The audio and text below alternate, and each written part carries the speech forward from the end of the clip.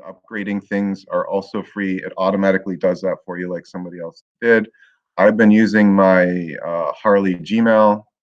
I'm going to sign in with Google. And FYI, it's Dan O'Brien who taught me about Loom last year, and I'm still very grateful for it. I don't use it a ton, but it's a pretty cool tool. And the big thing, like people have seen, is with Loom, you can see somebody's face, and it's an option. You don't have to show the face, but it's screencasting, and you can also show the face. So I logged in with my Gmail, so the usual, use Google to enter. And below, what you're seeing is these are some looms I've made before. This is from this graduate school course that I'm taking right now. And I've been trying to figure out ways to teach people about the Commons data. So, new video.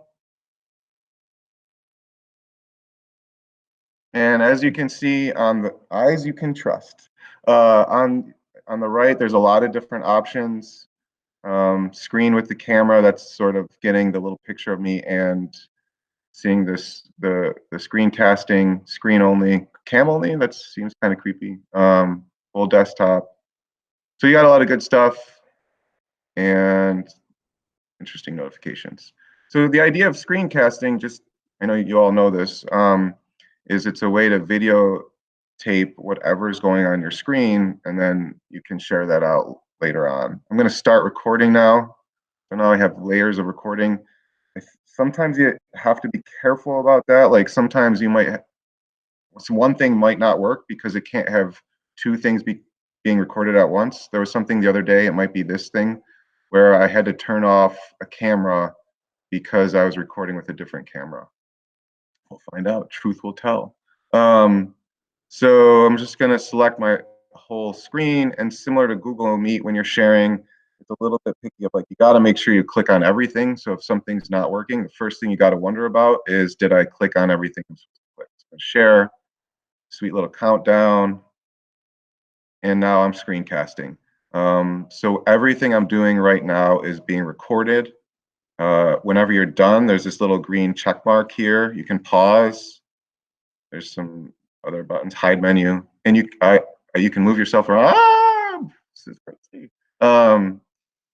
And so now I'm screencasting. So let's suppose I wanted to teach you about Loom. Hi, everybody. I'm going to teach you about Loom today. Of course, then I would need to sign out. But maybe I want to teach you. So today I'm actually teaching about Edpuzzle later today, or sharing about it. I don't know if I'll successfully teach anything.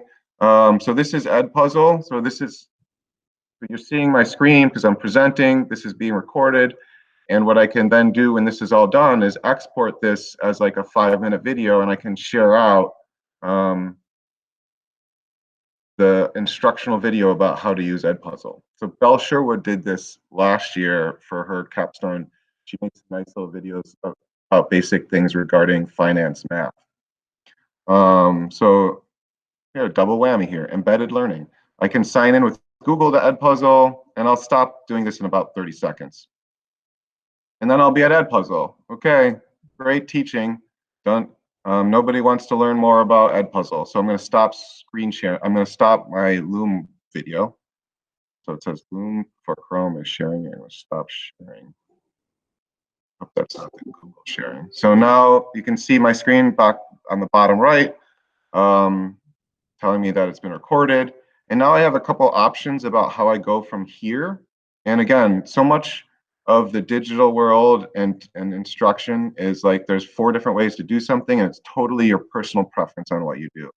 I could send this to Lars because he's really interested in the basics of Edpuzzle. I'll just copy this link and send it to him.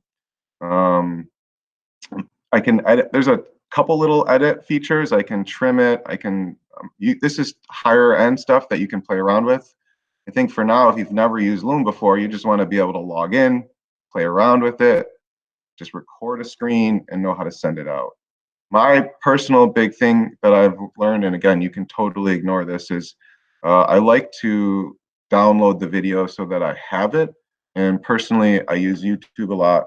So once you have it on your computer, it's a little bit easier to send it anywhere. You don't have to do that. But here's my download. It's talking to me nicely about not doing anything. I'm gonna pick where it goes. Oh, okay, learn Edpuzzle. I'm gonna save it on my desktop because I can't find things in folders.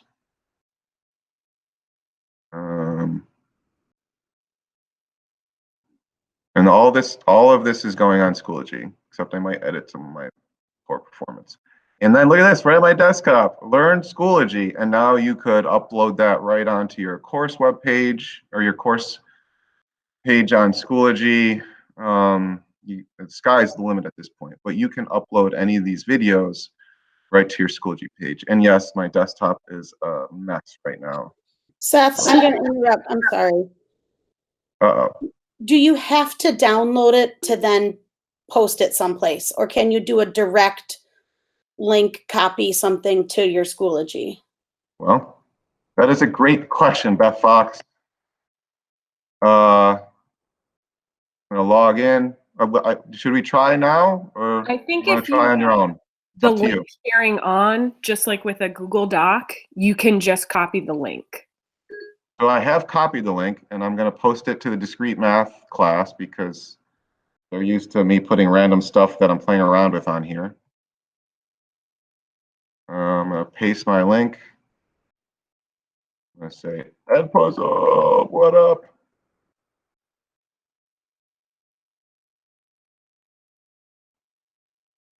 Now, I can't promise, I mean, if something works here, you might want to test it out somewhere else because everything's already sort of in here, but I'm pretty confident. So here's that. So we got to play around with it. You never get ahead of something you haven't tried out. But I will investigate that and get back to you. But at least you could email it out.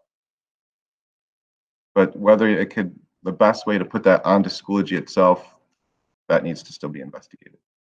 So I'm going to stop sharing that screen now. That's me on the fly.